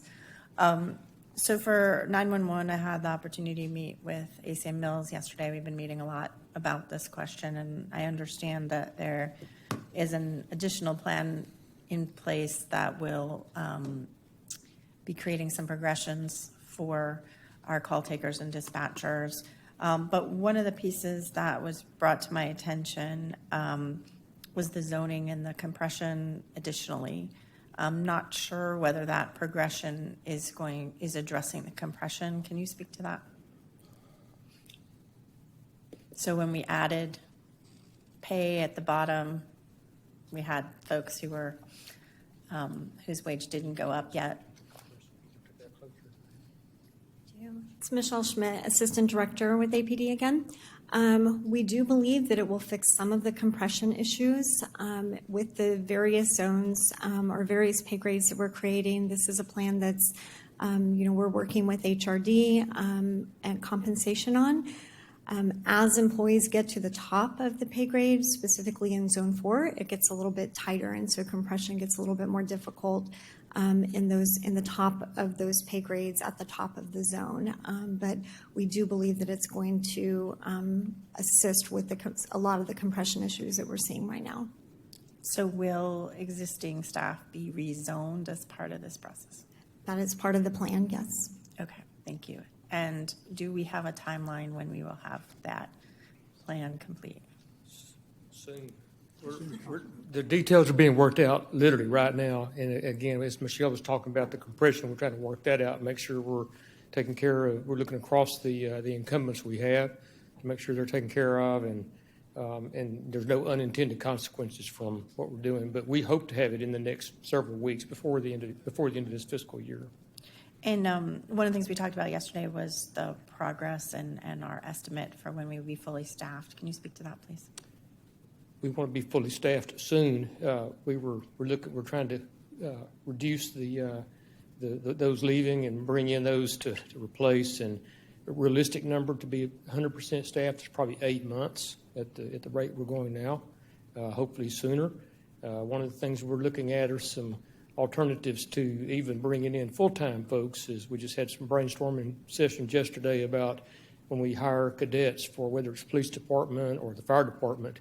To maybe come in as new hires to come in. And if they're moving from out of state, they're going to start the fire academy. I haven't talked to fire chief yet, but I'm sure he'll be fine with that. That they are able to come in and maybe spend 5 or 6 months in that role. It's a good education for an incumbent to go into that role and maybe be a 911 operator for that period of time before they begin the academy. And that while at the meantime, we're training, hiring, recruiting, and training our permanent 911 and dispatchers. And at this point, given what you've already got allocated for 911, you don't require additional budget to achieve this plan. Is that correct? No, not this time. Okay, great. Thank you. Appreciate it. And then, colleagues, I wanted to bring your attention to page 29 of the slides, which is the Victims of Crime Act grant positions. These are positions in victim services that have been focused. There's 10 positions currently that are focused on sexual assault and domestic violence and crisis response. That grant is up in September. We have been told that we can only apply for 5 new positions, and within the budget they have got funding for 3, but not FTEs for the 3. So at a minimum, in the perfect scenario where we get the grant, we have 2 positions that we need to fund fully and have FTEs, and 3 that we need FTEs for. We are still examining whether the other 5 positions would be serving the very important needs for our sexual assault and our domestic violence victims. And so we will need 2 to 7 positions for victim services, depending on how that work falls out. I know Councilmember Fuentes has signed on to move forward with this with me as an amendment if necessary, if staff doesn't take care of it. And I would welcome other folks to join me in that. For those of you who are new to the dais, we were sued by sexual assault survivors for how we handled our responses. We made promises and commitments in both the settlement, both legally and in spirit. It is not in the spirit of those commitments and those promises for us to allow this funding to lapse and for those positions to go away. These are really, really critical to our efforts to help folks achieve healing and justice as they go through this process. So I encourage you to join me in that. I also want to call your attention to our anti-hate campaign, We All Belong, that we launched last Friday. That was initiated through a budget amendment that I had last year in response to a series of hate and anti-Semitic crimes that we had an incidence in our community. You'll see the banners outside on the street. And there's a website. We're having an event on August 12th to launch with Pride. I hope you'll join us for that. I'm really excited about this step, but we still need money in the budget to continue the campaign and the broader effort to improve our reporting structures and our response to hate. Councilmember Fuentes and Councilmember Kadri and I serve on the Hate Crimes Task Force, along with many other members of our community and law enforcement, and we are going to be bringing a one-time funding amendment to continue our campaign and our work to improve our response to hate. So please let me know if you would like to join in that effort as well. And then finally, I may be bringing something for EMS with respect to the C4, the paramedic practitioners. I'm still working out the details on that. If that's interesting to you, please let me know. Thank you. Thank you, Councilmember. Councilmember Fuentes? Thank you. And thank you, Councilmember Allison Alter, for your leadership on the anti-hate campaign. I am supportive of your budget amendment and would like to also see that funding continued for educational purposes for our community. The questions I had are around the, well, a couple of things. Want to echo Councilmember Ravella's remarks about, sharing out that this council has approved record police funding these last few years, and what we have before us today does include an increase to the police budget, but we've asked for a breakdown so that the public can see the line item amount of that 20+ million, where that would go with retirement funding, as well as for the recruitment incentives that we approved earlier this year when the association walked away from the negotiation table. I wanted to see if we can have a comment on how the recruitment incentives have been working. The 15,000 that we added for cadets, have we seen progress in the amount of cadets we've been able to recruit? Yes, ma'am. Thank you for that question. It has enhanced the applications that we have received online, but as we work through and process those applications, the attrition rate is about the same. So it has had an increase in interest, but as far as actual new hires, it hasn't come to fruition as we had anticipated or had liked. Thank you for that feedback. I would be interested in also hearing what additional strategies we should be considering, and I appreciate the creativity around the call takers and having cadets help with that. I think that's that makes sense to me, but would be open to hearing feedback on what else we can be doing to ensure that we're able to get to our numbers. Absolutely. The question I had was around the data reporting. In the proposed budget, we have personnel for the open data. We know that the Kroll report recommended that we provide this data in a transparent fashion. I'm curious, did the department think through an alternative and when and where we should have the data or the individuals placed? And to me, it would make, just knowing the mission and scope, it would make more sense for these positions to be housed within OPO, the Office of Police Oversight. So I'm curious, was that an option you all considered, or if you could share a little bit more as to why it's important for it to be housed in APD? Absolutely, yes, ma'am. So understand when we're talking about data and making sure that we draw that information from those data sources, it's imperative that those be housed within APD. When it comes to whether it's Axon or our Versadex, which is our reporting system, or whether it's our CAD, it is from an operational standpoint, in order to have access to those systems, then make sure that we're accurately pulling that information. It would be critical for them to be housed within our research and planning team with Dr. Kringen.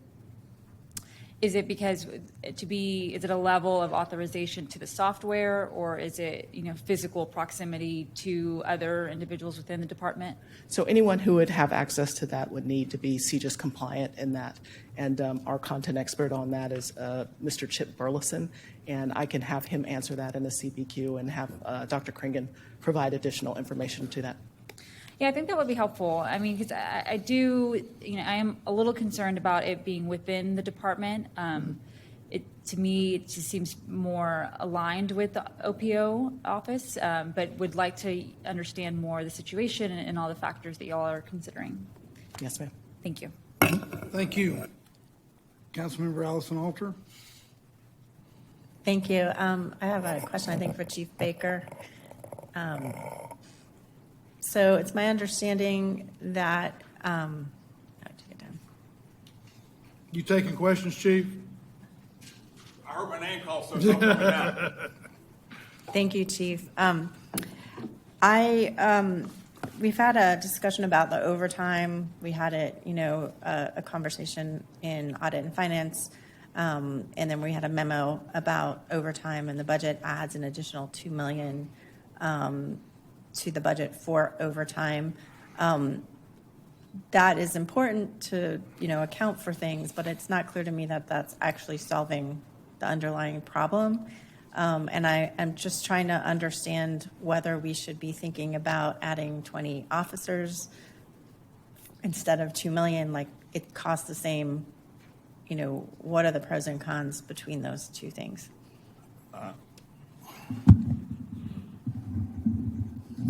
Joel Baker, Austin Fire Chief. Mr. City Manager, Honorable Mayor, Council Member, thank you for that question. I think the $2 million is a good start. You got to keep in mind with all of the programs and services that the fire department offer this great city, it's unfunded. Also increase the overtime. For example, when we have a high wildland fire condition, so it's so hot out there, you all mentioned earlier how hot it is out there, how dry it is out there. And so when we stand up additional task force unit to support wildland potential fire hazards, that's an overtime cost that's not funded, as well as when we have other weather-related incident or man-made cause incidents, that increase our overtime. We don't have the personnel to cover those areas, so we have to hire overtime for that. But I do believe that the $2 million additional overtime is a great start. So we would need time to really evaluate that, see how that looks. But I think that's a great start for us. Okay, but when we do overtime, we pay time and a half. If I hire 20 firefighters, I'm getting more hours than I would from overtime. At some level. I'm just trying to understand. It seems like we're not solving the problem just by putting the overtime Councilmember, there are two things that I'd add to what just Chief Baker talked about. One is we have to evaluate what you're asking.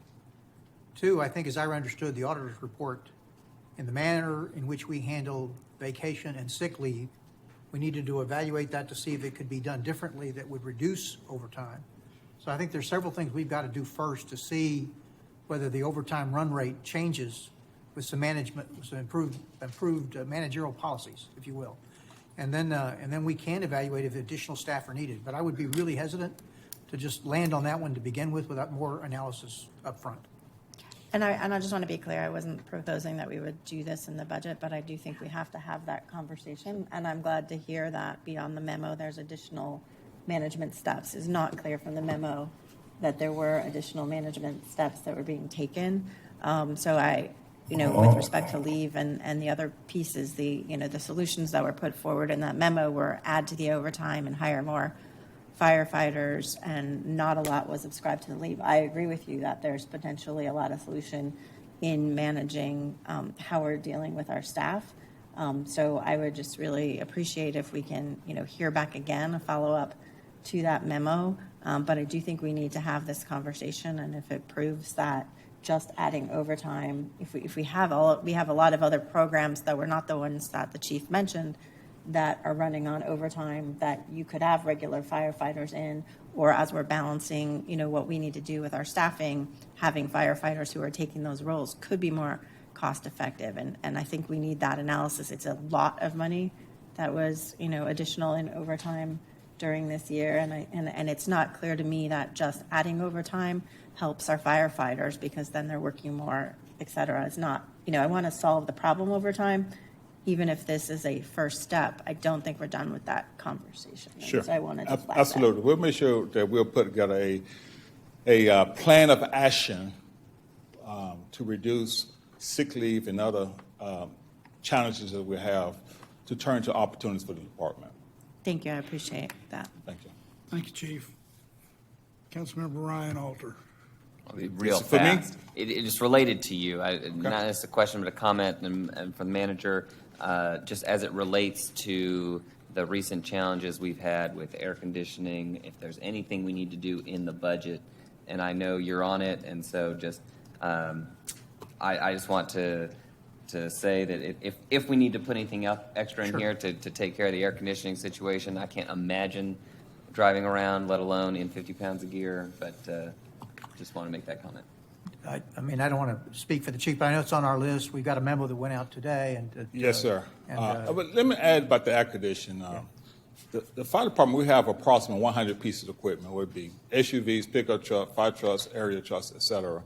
I believe, although I don't know if Fleet here or not, I think Fleet is doing a good job, honorable job, and working very hard. But even before Councilmember Kelly brought forth, and other Councilmember brought forth the acquisition challenges we're having, our Fleet department here in Austin was working due diligence to try to get those AC units up in service. But as soon as they work on the AC unit, we have another apparatus issue, whether it be the pump go out or the flat tires. So they're constantly working throughout the city. So I'm in full support of the plan that the Fleet Service has put together. We have the Fleet Services Director here, if she could speak to the issue, because I think because this is, and City Manager, I commented on the message board post, the AC functionality is not just an issue with our fire trucks, it's also an issue with our collection trucks within Austin Resource Recovery.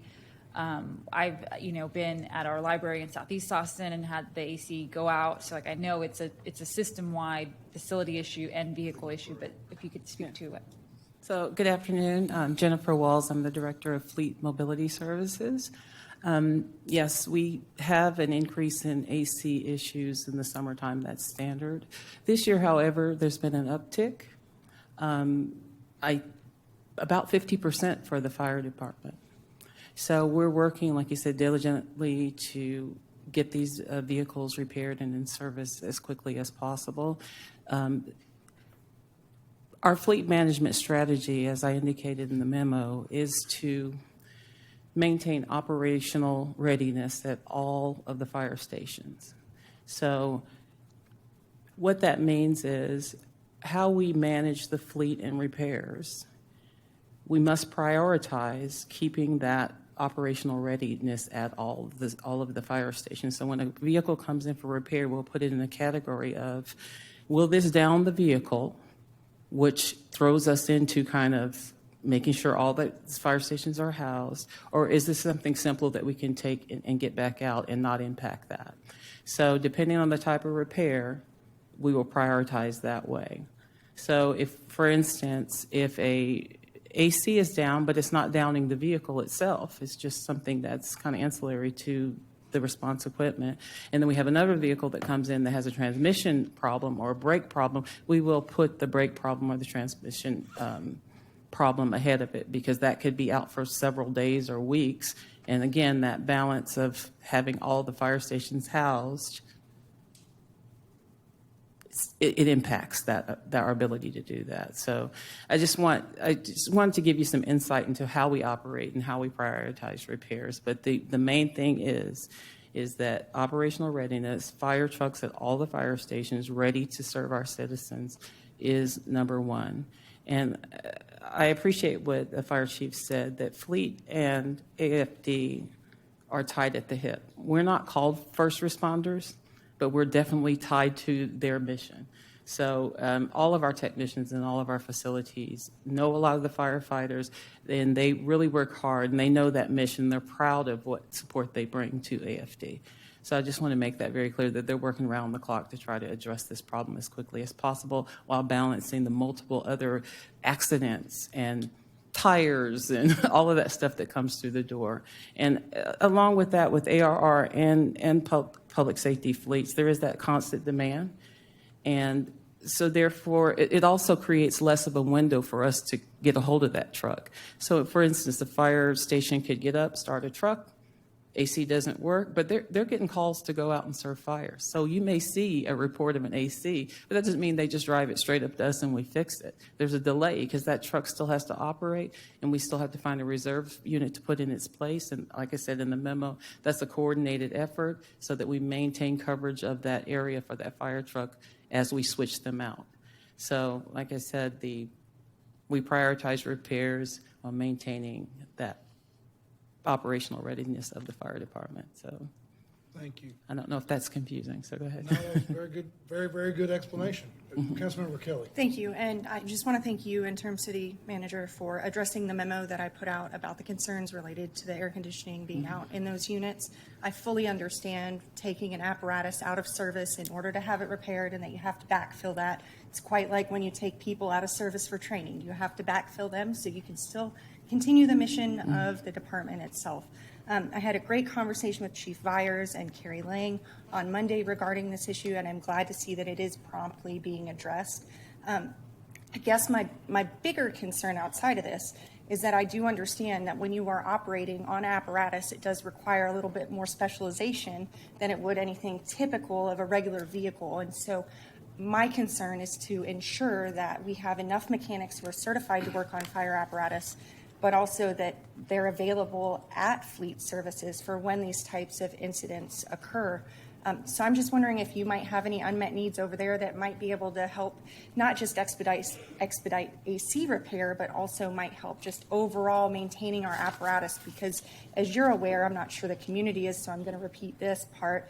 You know, most of the frontline apparatus, as far as the apparatus replacement schedule go, are frontline for 10 years and then they go into reserve for 5. So we're looking at 15 years of a fire truck lifespan.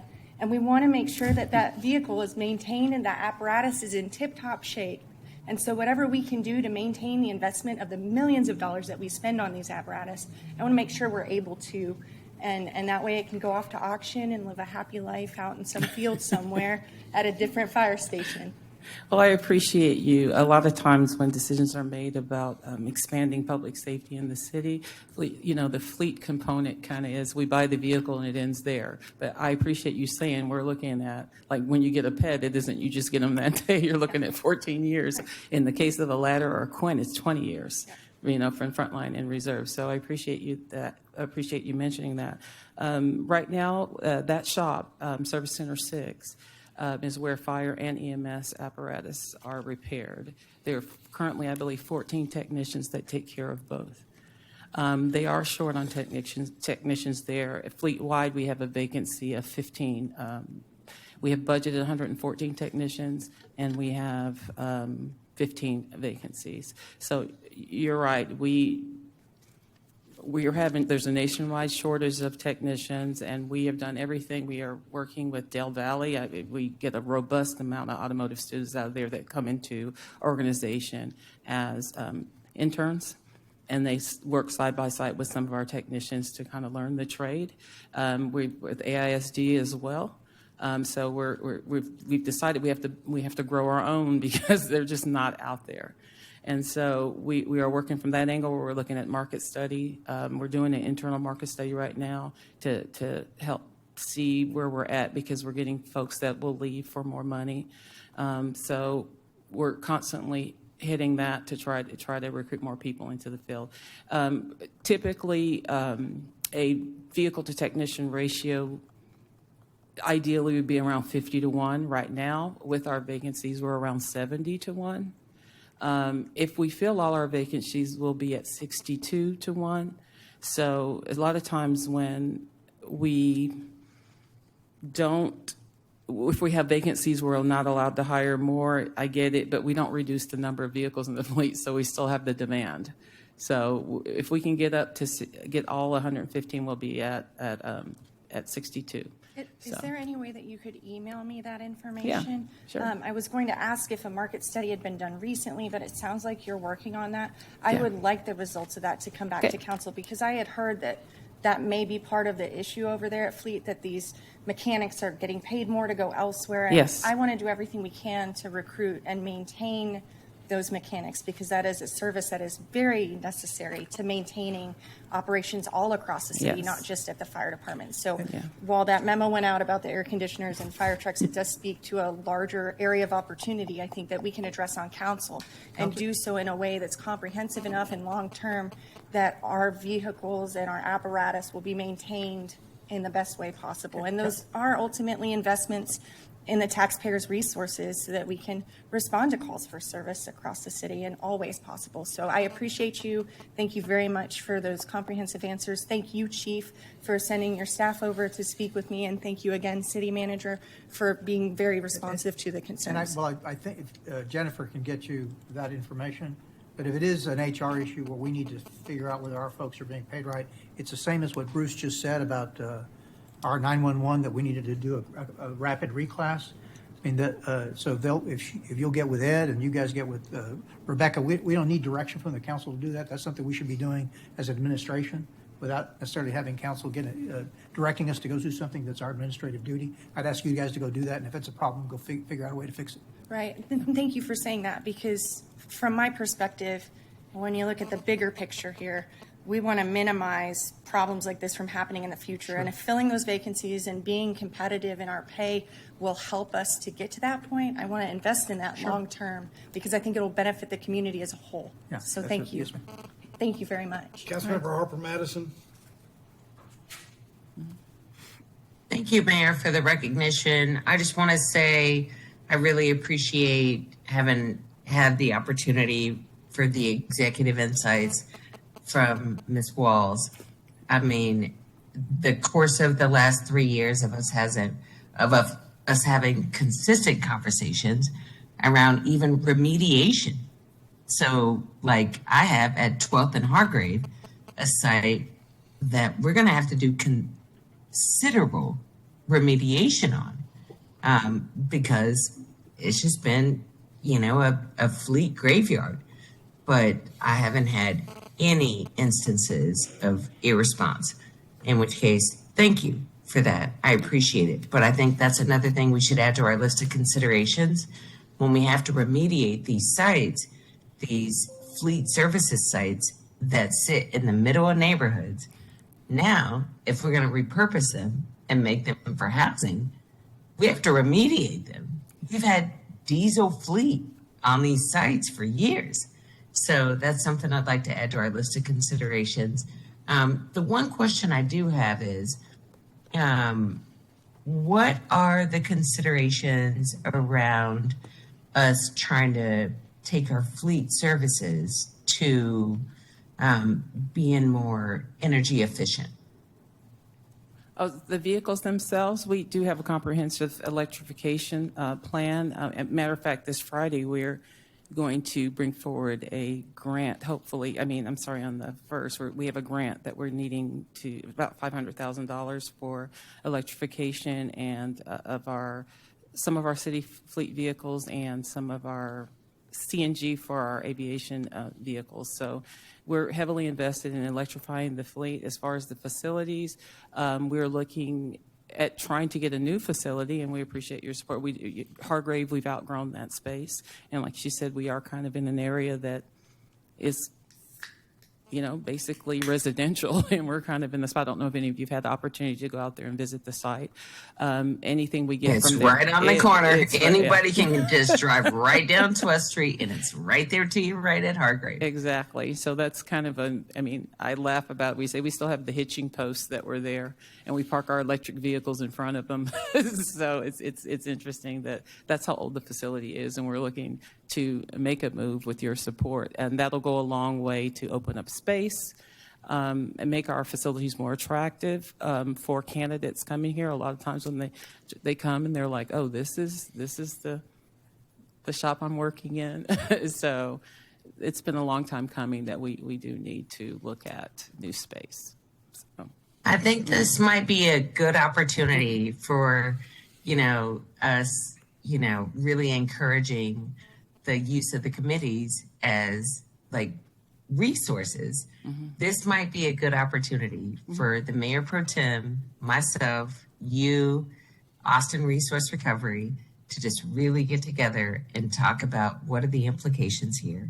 So the combination of, I think a lot of folks don't even know that fleet and resource recovery are thinking about a combined effort. Yeah. And I think this is a really great opportunity for us to use our committees and do a joint committee effort around transport, transit, mobility, and housing, and really talk through, there's some specific implications about remediation and some specific implications about y'all's future efforts, and then thinking through maybe even our audit and finance folks, what does it look like to electrify all these vehicles? Oh, I think that's a conversation we should definitely be having moving forward. yeah, we have data that supports electrification, cost savings, all of that, so.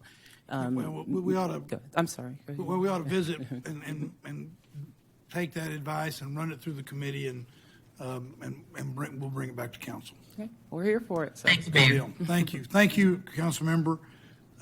Members, with that, I'll make sure the manager doesn't tell me something different, but I think we're at the end of this session. With that being said, what I want to do is I want to announce to the public a couple of things. First is I want to reiterate that on August 1st, next week at 3:00 p.m., there will be an opportunity for public comment. There'll also be a public hearing. We'll do it together. We'll do a public hearing and public comment. The public hearing that we will open will be on the maximum tax rate, but we will also at the same time take comments regarding the budget. The next opportunity after that for public input will be on August 16th at 10:00 a.m. There will be a public hearing on the proposed property tax rate. So August 1st at 3:00 p.m., a public hearing on the maximum tax rate, along with a public comment period regarding the budget. August 16th at 10 a.m., a public hearing on the proposed property tax rate. Now, having said that, where I'm trying to focus on the opportunity for people to comment, let me run through the entire calendar. August 1st, there will be a work session. That work session will be on the enterprise funds, much like what we've done today on the general fund, we will do with regard to our enterprise funds. We will also have the 3:00, that meeting starts at 10, but then we will have the 3:00 public hearing and public comment period. August 3rd and 8th, if we need them, have been posted so that we can have a work session if needed. Otherwise, it's anticipated that we probably will not need them, but we'll make that decision like on August 1st when we're all together and we can have a conversation about that. Then, as I've mentioned, August 16th at 10:00, we will have a public hearing on the proposed property tax rate, but it's August 16th through the 18th that we will end up voting on the budget as we go forward. There will be an opportunity for council to gather on the 10th for us to, as you've heard discussion about potential amendments, you've heard discussion about potential items from council. It will be on the 16th that we will have a meeting where we will hopefully lay out proposed amendments so that our colleagues will see them, be able to comment on them, be able to talk about them, and that will allow us to move with more efficiency when we get to the 16th through the 18th. So, yes, Councilmember Allison Alter. I wanted to ask to make sure that we cover a particular topic for the enterprise discussion. Okay. At Audit and Finance last week, we had a discussion about the Hilton Hotel, but in the course of that discussion, it was noted that there was a 35% vacancy at the airport. So really, vacancy rate at the airport. So we really wanted to dive a little bit deeper into how we are addressing those vacancies at the airport as part of this budget. So if we can make sure that we cover that, I would appreciate it. Thank you. Anything else? Without objection, this work session